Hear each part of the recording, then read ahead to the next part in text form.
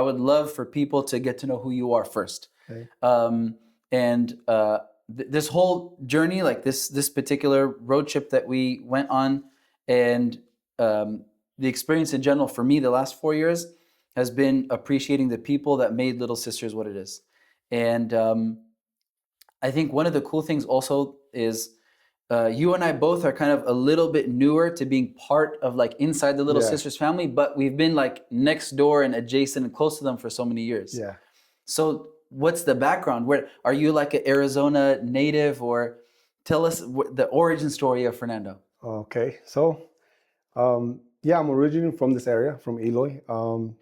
I started my business when I was 22 years old. When my daughter was my firstborn was, my wife was pregnant. I needed to find something to do, right? Yeah. And so I moved away. to start my own little business. You left Eloy. I left Eloy. Yeah, I left Eloy. I moved up to Kingman, Arizona, and like 4 hours from here. Yeah. And we just started. I found this little truck stop and had a little truck wash, and they were able to rent it out for at the time. I didn't have much money, so they were able to rent it out. With not much capital. So I took over that in August of 2013. Okay, I have to pause you right there. So you already had experience working with trucks even before that. So how did that begin? How did your journey with trucking start? Okay, or so trucks? in the 90s, Eloy, Arizona was like the polishing capital of the United States, right? This was the spot for get polished nationwide. Wow. So my brothers, I had two older brothers that did polishing. So as a little kid, 10, 12 years old, I was out there in this 100-degree weather in the summers and spring breaks, and to just go to hang out and work with them, polish them and earn my little money on the, I had my pocket money, and so yeah, that's what I kind of learned from polishing. So as I got older and got into high school, then I started using the grinder, and then and I just I just fell in love with with polishing and the trucks, So as in high school, I got a truck washing job, and so I learned that side of the business. And after after graduating and stuff, I moved on and did some other things, but I always went back to polishing with my brother. Yeah. Ended up falling back with my brother, and then we ended up getting this job in Vegas. We drove up there, and then we went through Kingman. And I told my brother, I was like, "Look, this is my spot to work and to polish and wash trucks." And so I just did some, look into it, and then I found that spot, and we went up there and, started working up there. That's amazing. I just moved away, kind of just left everything and just started working up there. It was hard, it was hard. 8 months I lived in my office for the first 8 months, saved up enough money. My daughter was born in March of 2014. By May, a couple months later, I was able to rent out an apartment, and she moved up there with me. Wow. So it was a tough 8 years I spent up there, and it was tough, and then you get to a point where it's like we wouldn't come down here for like vacation and stuff, spring break, Christmas, and and we didn't want to leave. It's kind of like, and it's like you didn't want to leave, so we got to a point where it's like, okay, let's just move back. Yeah. And thank God, this opportunity opened up for us, and it's been a blessing. That's amazing. It's been a blessing. Not too many people can say that this is home for them, like Eloy. Yeah. Because a lot of truckers know about Eloy. Yeah.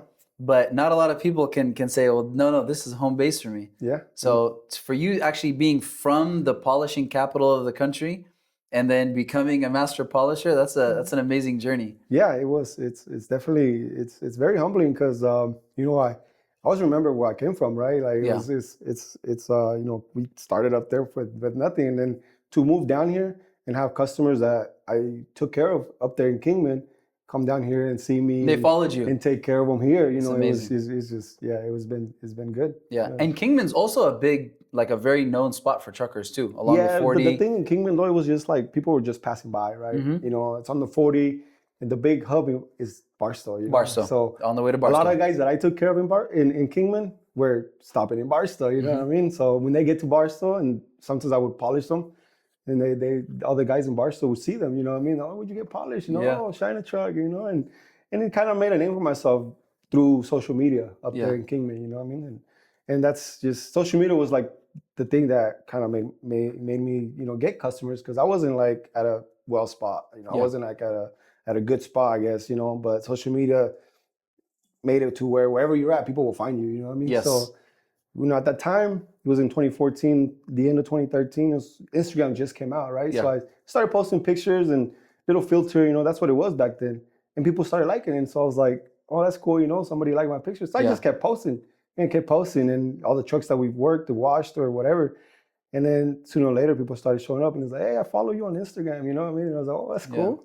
And we just start taking care of them and one after another. And then they tell their buddies and then it just took off, That's amazing. So people. No, that's inspiration, and you've been an inspiration for us at Little Sisters even before you joined the family officially, because it's like, hey, this is someone that worked hard, consistently kept on putting good content out there, showing their work, doing good work first of all, then showing, hey, look, this is the result of our hard work, and then being able to grow the audience to where you have it now. So that's been an inspiration. Yeah, it's just the fruit of your labor, right? Yeah. You put in the work and And people love to see that, like, and and your workers, the crew, everybody like deserves to have their work being shown. Like, and that's what I did. And I always give credit to the customer, to their trucks. I mean, I'm not always like, oh, I'm the best. I've never been like that. Always just kept it humble. Because I think that's the most important thing. You stay humble. Yes. And I think that's what people look at. They notice that. Yes. And a lot of times they're like, hey, you're gonna record my truck. And they like that. Like me showing off their trucks. Yeah. And it's been cool. That's amazing. Get to meet new people or older customers always coming back, and taking care of them. That's beautiful. If any stories at any point in time, feel free to like just jump in, and we'd love to hear any interactions you've had or any cool stories. But I also really appreciate you sharing about like moving to another town and living out of the office and like starting anew. That also shows, to me, I'm seeing like some foreshadowing there in your story of like then eventually becoming into a leadership. Yeah. So not everybody, a lot of people can do good work, but not everybody can then become a leader in that space. So I'd love to hear what your experience has been like, not just doing the work, but then also like, establishing a business and being a leader and then having people work under you, motivating them. What has that experience been like? Well, I feel like over the years, like especially at the beginning part of the business, it was hard to get the job done, and I learned, it was long days, long hours, late nights, and I learned, that, you can't do much by yourself, you know what I mean? You need your people, you need your right-hand man, you need your crew, and you got to take care of them, and they'll take care of you, you know what I mean? So I learned that, later down the road, and when I got here, I went from 2-3 guys to like 5, 6, 7 guys, you know what I mean, and got to experience more of that leadership, role where I was always wanted to be on the grinder, and I was like, well, I got to be able to step back and actually lead and and do other things that I wasn't able to before, what I mean? So yeah, it's definitely it is something that you just learn over time, I think, Do you think, like, did you always have that idea or that vision, or is it something that kind of came up with time as you were working? You're like, you know what, I think I can expand and actually manage other people?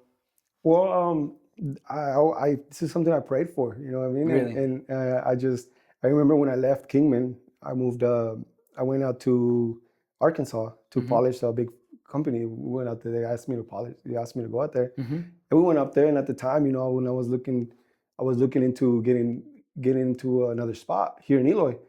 And I was over there, and and the guy that I had, thought I had, a good contract with, I was gonna a good deal with, to rent out that place. He sent me a contract agreement, and it wasn't what we had agreed on. You know what I mean? It was kind of just being greedy, and I was like, I kind of bummed, and then I just like, well, it's God's will, So I was like, whatever you have for me, that's what it is. And I remember I shut my phone off, and that same day later on, a customer called me that was here talking with Juan, and they offered me they sent me this offer, right? And I was like, what? Like, it's just like, you feel down, like, and then like all of a sudden you like back up, right? And it's like, so that was I was so eager to come back. At the time I was like ready to work, And as soon as I got back here, and then I felt like God, answered my prayer, and I got back here, and I remember Juan was polishing, and he had a couple guys working, and I came, to talk with him, and then he was like, he was busy. He had another truck waiting. I was like, dude, you want me to help you? He's like, you sure? I was like, yeah, I'm down. I want to talk, so I want to get this done. And he's like, all right. So I just went. He's like, just grab whatever grinder, you know, and then I just grabbed the grinder, and then I started going at it. And then the other guys was just like looking at me like, who's this guy, right? And then I just did the work, right, and then did whatever I did, and then the truck pulled down. He's like, man, he's like, what you did, man, looks way better, man. And he's like, I was like, well, I don't know, man, but you know, I just did what I do, you know. Yes, This is what I do. And then, so yeah, that was the first day I actually came in here. I grabbed the grinder on the first day. That's amazing. And was able to you just jumped right in. And I was able to sit down and talk to Juan, you know, and he was really cool, you know, and he welcomed me with open arms, you know. And, yes. And then from there we've built a good relationship here. That's you know amazing. what I mean? Yeah. And as you know, like this was at the end of 2021, like in August of 2021. Mm-hmm. You know, then I started working, polishing here, brought in a couple guys, and throughout the years, you know, I just kept looking into the truck washing, and I was like, man, I want to wash trucks too, you know, because I like, this is what I like, you know, yes, washing, polishing. And I remember telling the polishing guys, man, someday I'm gonna wash trucks too, watch. And then like they didn't think anything of it. I just like, I feel like you just speak things into existence, you know what I mean? And a lot of times, you know, you speak good things and good things will happen. But you speak bad and bad things will happen, you know what I mean? And it's like I always tell, that's what I always tell my daughter, you know, I was like, don't ever say that you can't do it. I was like, you can do it. You know, just tell yourself you could do it. Yes, sir. You know what I mean? One way or another, you'll do it. Yeah. So that's the thing. Whenever the offer came out for the truck wash, I was like, that's it. You know, got over the door. You know? Yeah. The power of prayer, huh? Yeah, that's it. That's amazing. Well, we had a beautiful conversation with Juan, and I think one thing in common is he had that same attitude too. I was asking him, you know, like, what advice do you have? And he's like, no, you could do it. Just if you're ready to work hard, you can actually do it. And he was like, that was my experience too, is I never told myself, I can't do something. Let me just try it. That's it. So I appreciate that. Okay, I definitely want to spend some time talking about truck washing and getting the truck washed, but I feel like this conversation has just beautifully like gone into polish. So I want to stay there for a little bit, and then we can talk about truck washing another time. And but okay, so we often hear about polish. I get to watch the guys. I've never actually done it myself, but I get to watch the guys. I can appreciate that it is difficult work. What is it about polish that makes it so? Not a lot of people can do it well. Mm-hmm. You know, so yeah, there's a lot of people that do polishing, but not a lot of people can do it very well. What is the secret about it? What is it about polishing that makes it such a, I mean, you guys are artists basically. Yeah, it's an art, right? You know, polishing is art. You're making a metal, you know, shiny, right? Yeah. And any metal you can polish, you know what I mean? Stainless steel, aluminum, brass, copper, you know, it'll polish. I think what differentiates, you know, a good polisher is, you know, like the attention to detail, you know, like and patience. You know, polishing, you gotta have patience to get a good finish, right? You gotta go different stages. You know what I mean? Okay. I mean, you can do an easy, quick. Like anyone can polish, you know, fast. You know, anyone can do a quick polish. You know, that's the thing. That's what I tell the guys. I'm like, but nobody can do not many guys are gonna do a good job. You know what I mean? So, you know, take your time, do it right, and then you know, just if you have to, whatever you have to do, you know, take things apart. You know, do it. You know what I mean? There's just, I think that's what it is. It's just patience. You know, and then attention to detail. And then there's some very interesting tools that you guys use. I mean, you've mentioned the grinder but then you have different sizes as well, right? There's different. There's a larger ones. There's the big heavy duty grinder, and then you got polishers, you know, and then you guys we do a lot of sanding too. You know, that's another step that a lot of people might skip. You know what I mean? And you could polish something without sanding it, but you're still not gonna get the finish, right? Because at the end of the day, you're polishing just the surface. So when you sand, you're kind of refacing it. You know what I mean? You're taking a layer out of the aluminum and just polishing it to a smooth finish. Yeah. You know what I mean? Do you remember the first time you ever tried with your brothers? Like, do you remember that first day? I remember the first day. I had 3 brothers working at that time. Oh, wow. And I was 14. And then my brother was like, you know, I think I just came out of me. I was like, dude, I want to polish. I want to grab. I want to, you know, buff. I want to do the buffer. And he's like, get it, you know what I mean? And back then it wasn't like the Makitas that we use now. It was the big Black & Decker heavy, you know, all metal aluminum, you know, grinders. And And I remember I was like, I'm just gonna try it. And from watching them over the years, you kind of understand and kind of get an idea of what to do just by watching. So I kind of knew, how to start, how to, finish and this and that. I never really did it, but you have that idea, so it's like that gives you, it helps you. And yeah, I remember I was two of my brothers on one side and two of us on the other side. And I remember we finished first. Oh And I, wow. and I remember going to the other side. I was like, "What happened?" I was like, "You guys are the experts." And we finished before you. And my brother was like, he was just static. He was just laughing. Yeah, I'm sure he But was proud of you too. yeah, he was. Yeah. And this brother, rest in peace. He passed away. My Oh, I'm brother sorry to hear Omar. that. Yeah, so he was a big influence on me. Because at the time they were working out in Tonopah. There was a TA truck stop over there, so they Yeah. worked out there, and an old truck wash there, and we polished out of there. So every same thing, he would come down here. I was living here in Eloy with my mom, right? So Yeah. they would come. He would come down here every weekend. His kids were here, so he would come down. I see him every weekend. So every vacation, I would go up there. Yeah. So we spent a lot of time together, and then so yeah, once he was a big motivator for me, Yeah. to polish. He was more of the guy that was like pushing me, like that you can do it. I had my other brother, but he was more like he wasn't really too much like that. I mean, he Yeah. was just he was the boss man, so he was like, oh, you want to take things slow and this and that. Yeah.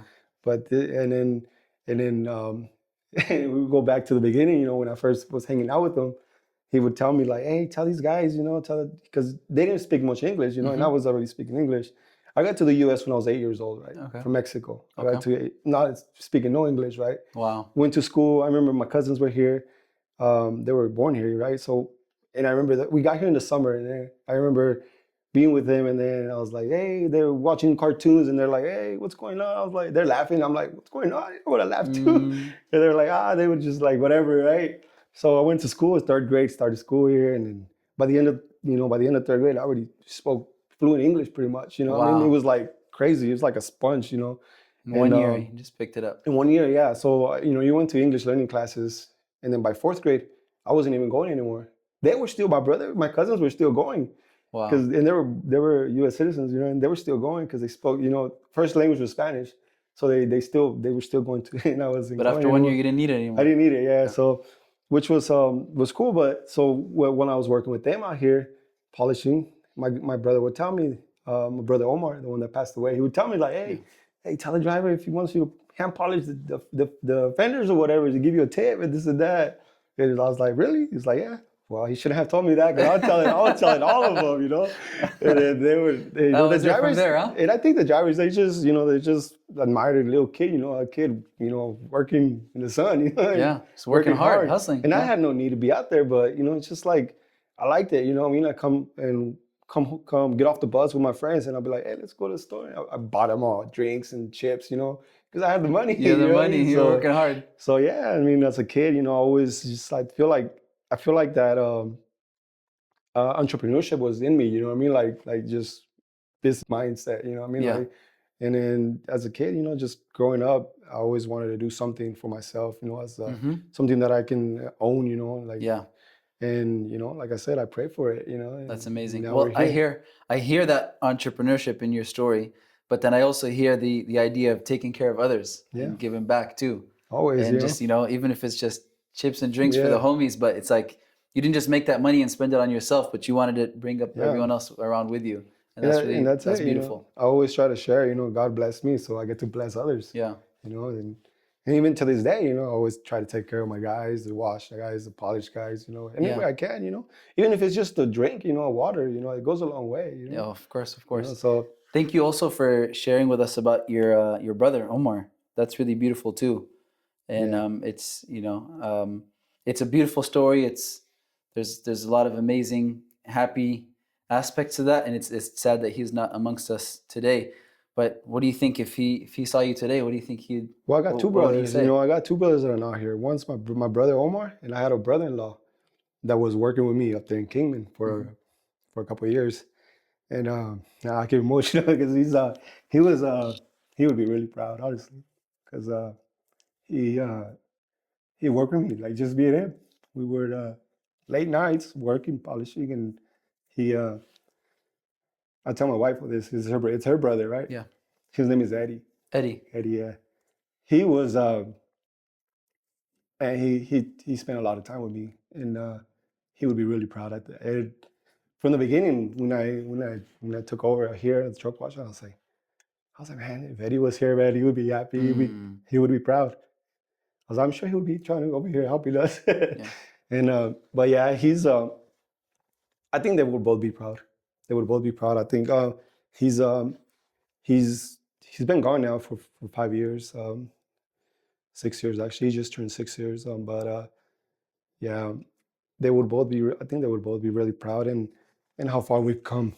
You know, like from nothing. You know, from the beginning, from where sleeping in my office, right? Yeah.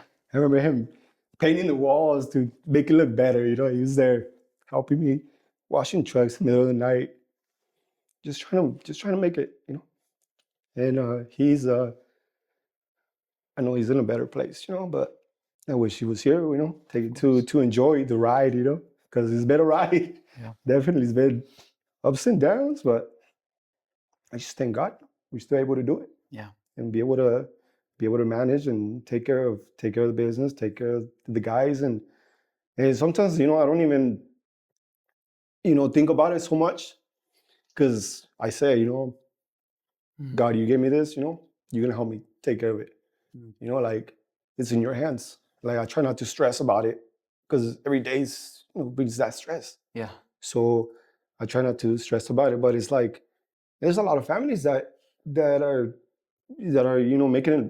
making their income from here. That are so we're taking care of a lot of families, and it's like it's not just me. Like there's a lot of people that are they're relying for this job. For this place to succeed, and I try to move on with that mentality. Like it's not me. It's not just me. It's we got a lot of families that are dependent on this, and so every day I get up, I thank God, and I go to work. Yeah. And that's what I try to tell these guys. I'm like, don't thank me, thank God, because He's the one that gives us the business. So take care of your customers. That way they can come back, and then we can keep this place going. 100%. And hey, I do whatever I can to give you a better pay. Try to take care of you guys. Yep. But I can only do so much. Yes. So we just try to build off of it. And I got a good group of guys. I got a good crew. Since we took over, like we got a good group of guys, and awesome. I'm very fortunate on both sides. The polishers and the wash guys. I can't say nothing bad about them. I'm very fortunate. That's beautiful. Yeah, you're right. It's not just it's not. Thank you for sharing all that. It's not just the employees that we see or the team members or the staff, but it's also the families that they have as well. Yeah.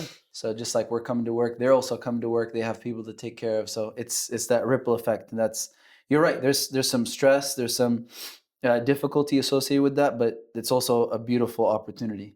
Yeah. We're very grateful to have the opportunity to do that and be that source of support for people and for families. That is beautiful. Well, I think that's a beautiful segue into truck washing since you're talking about the guys. But I did hear you mention early on that that you started washing trucks in high school as well. Yeah. So polish came first, and then there was an opportunity for washing. Yeah. So polishing as a kid, right? 10, 12 years old, 14 years old. I was out there polishing with my brothers, right? The brothers. And then right there where I was polishing with my brothers, like my cousin ran a truck wash. So he was washing truck, but I never. And that was here in Eloy? That was in Tonopah up there. Okay. So I never really, jumped into the washing. I never really worked with him washing trucks or nothing, but I was there, and then I saw how they did things and this and that, because I was always focused on polishing, right? I was working with my brothers, not my cousin. So, but I was there at the truck wash, and I seen how he did things, how he ran his truck wash. Yeah.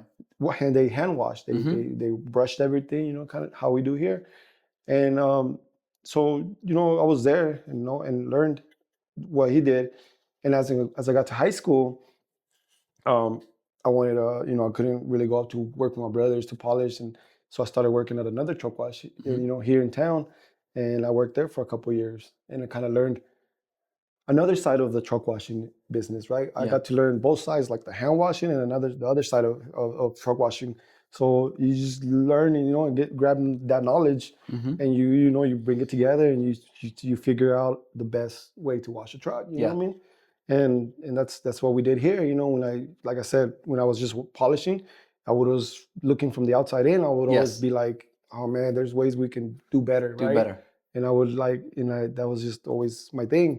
I was always, just looking at how we can improve, and do better as do to give the customer a better product. Yeah. And so it just worked out. So whatever. But you had multiple chapters with washing. So there was that first job in high school, and then you went back to it later on. Yeah. So after high school, and then when I took over, when I went and moved away, I opened my own truck wash. That's when I originally started washing trucks. This was in 2013, at the end of 2013. That was in Kingman? Yeah, that was in Kingman. So you polishing and washing over there. Yeah. Amazing. It was hard. Amazing. It was hard, man. It was a lot of work, man. Yeah. And washing and polishing trucks at the same time. I would wash the truck and then finish it and start polishing it. Yeah. And sometimes I didn't have guys to wash trucks, so I'll be like, guys will call him to a truck wash, and I'm like, oh man, we're done. I got polishing. So it was, we really had to, be like, we really had to set up appointments at that time, because it was hard to take care of everybody, and it's like, I couldn't hire guys because there'd be a lot of days I was slow, and I couldn't keep them employed. It's like, it's always a balancing act. Yeah, so it was hard to keep guys, employed, because it was slow sometimes, and so that was something we had to juggle with. But we did it. We worked hard, and then we this was so I've been in business 12 years now. Amazing. From when I started working, polishing, and washing trucks, almost 13 now. Yeah. Time flies when you're having fun. Yeah, it does, man. It does fly. Yeah, like we're almost done this year. Yeah. We're like halfway through already. For sure. Yeah. And okay, so when it comes to the washing, so you shared with us a lot of like expertise about the polishing and how you think about polishing, taking your time, attention to detail. Do some of those same skills apply as well, you see now, to truck washing when you manage the crew, train new guys? Like, what are some of the things that you think of so we can be the best truck wash around?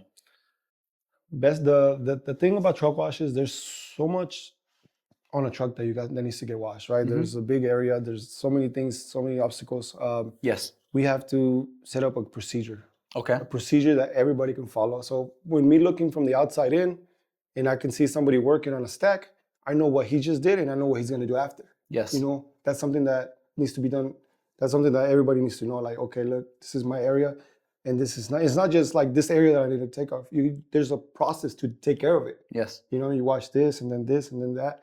And that way you know that you don't miss a spot, because it's easy to miss spots in a truck. Yeah. There's so many things, especially on a Peterbilt, right? You got stacks, you got mirrors, you got breathers, you got elbows, you got tanks, stacks, you got so much things that you can miss. Yeah. But when you set up a good procedure and you enforce it and you make sure everybody follows it and everybody knows it, that's the first thing about when you bring a new guy in. You teach him the procedures. Okay, look, there's a 3-man bay, 2-man bay, 4-man bay, even a 5-man bay procedure, right, that you can take care of. So, and it's different with everyone because it's more guys or less guys, right? So, and that's something that's the best thing to do, on a truck wash, have a good procedure and that everybody follows it. Question for you. What part do you think is so yes, there's different surfaces, different areas. What's the part that you think most people miss that you guys pay attention to? What's the I don't want to say the most difficult part, but the part of the truck where a lot of people don't pay attention to? A lot of times, right now in the summer, it's the bug areas, right? Bugs areas, you got to make sure you get up in there. The inside of the mirrors, they'll wash the flat side of the mirrors, but then the inside it gets all full of bugs, and sometimes they miss it because they just brush the inside, the outside, but then the inside gets full of bugs. Same thing with the stacks, the inside gets really dirty, or like right there between the breather and it's just the bug areas mainly. I mean, this time of the year, in the winter, like a lot of salt, so you got to make sure you just throw a lot of water to get a lot of that salt out. Got it. I mean, and I think those are the main things that people miss. In the summer, and then in the winter, the salt. Make sure you wash the frame really good, get all that salt out of there. Because if you don't, you get that salt, it's just gonna streak all over the frame, and it just looks 100%. Looks like you never did it. No, I really appreciate the answer because it's a little bit like nuance. Like it's not just the same around the whole time of year, but different seasons require different things to pay attention to. Okay, so Little Sisters has been around for over 30 years. Yeah. We haven't been a part of it for 30 years. You've been around trucking, for over a decade. I've been around trucking for about a decade. But now we get to be part of this amazing organization that has a great legacy. Yeah. I've been trying to ask everybody that I talk to and try to really understand where this legacy came from and what is it about Little Sisters that made it successful. And you have it written on the floor, welcome back, that has people keep coming back. Similar to me, when you have all of these years where you're looking from the outside in and now looking internally, what do you think the secret was? What do you think that the recipe was, like to have success, to last for so many decades through generations, and to keep having customers and crew members coming back? What do you think that is? Attention to detail. We go back to attention to detail. Hand washing, using actual mitts to get up in the crevices, get up in the wheels, each little lug nut gets hand washed, and customer service, we treat people like family, we're family here, guys. I know these guys are on the road, they don't see their families for weeks sometimes, and where they can come in here and feel like they're at home, and that's something that I feel like over the years Little Sisters has done, Beautiful. And just a place, a home away from home, I guess, right? Where people can take their time and hang out and meet their buddies, just to hang out here. And I think that's just the thing. Little Sisters, it's not just a truck wash, but it's like a home away from home, Yes, like and that's those little things, the attention to detail to their rigs, because obviously they're coming in to get their trucks washed, and then taking care of them as a person, right? And I think over the years, I think that's what's built their name, and that's what's built their brand. And we're just gonna try to keep it moving, keep it doing things better. So on that note, keep it moving, keep making things better. How do you feel about the future? So more than 30 years has passed and Little Sisters here. What does the next 30, 40, 50 years look like for Little Sisters? When you imagine it, what thoughts or what feelings come to mind? Well, I think I've talked to you about this before already. You know what I mean? I'm like, we need locations back east, and all these customers always telling me like, hey, we need a location here and there. If we had a Little Sisters here, you guys would kill it. And I was like, yeah, it's it's easy to say, right? But it's a lot to it, But I feel like if we keep doing things, the same, the right way, and doing things right and taking care of the customers, we can easily grow into 100 locations nationwide. Amazing. What I mean? As a company, Oh man, you just made the hair on back of my neck stand up right now. I'm excited. I believe in it, what I mean? And I believe in it. And like I said, I pray for it. Just like just like every day I pray for a good day, what I mean? Beautiful. I pray for the company because we go back to the same thing, we taking care of people, what I mean? Not just customers, we're taking care of our employees, what I mean? If we can grow, we could be able to take care of more people, what I mean? Yes, sir. And as a long term, I think the name and the Little Sisters brand will, anywhere we put one, we'll have customers, man. Let's go. I love it. I love it. Thank you so much for everything that you shared. We learned a lot about you. There's a lot to respect and appreciate there. Hats off to you. Thank you. And to your history and your background. Really, I think you shared about some beautiful people that are no longer with us. And I'm so happy that you keep their memory alive and you honor and respect them by continuing in what they inculcated, what they imparted onto you. So thank you so much for telling us about Eddie and about Omar. And at the same time, where we reflect on those that have passed and we honor their memory, and on behalf of everyone, we also say congratulations. You just had a new baby girl. So there's new life in your family, in your household. And one thing that I'm going to take away from this conversation, it's going to stick with me on the long ride home, is the power of prayer. So thank you for reminding me about that. So we pray for you to have continued success and happiness here in Eloy. Definitely. And beyond. You guys. And beyond. Thank you so much. This has been another episode of Behind the Bay, where we got to finally sit with the legend of China Truck, who's now a great part of the Little Sisters family. Fernando, thank you so much for your time. We appreciate it. And we look forward to having more conversations with you, please. The next one's got to be in California, though. Maybe soon. Yes, sir. Thank you so much. Appreciate it. Appreciate you, man.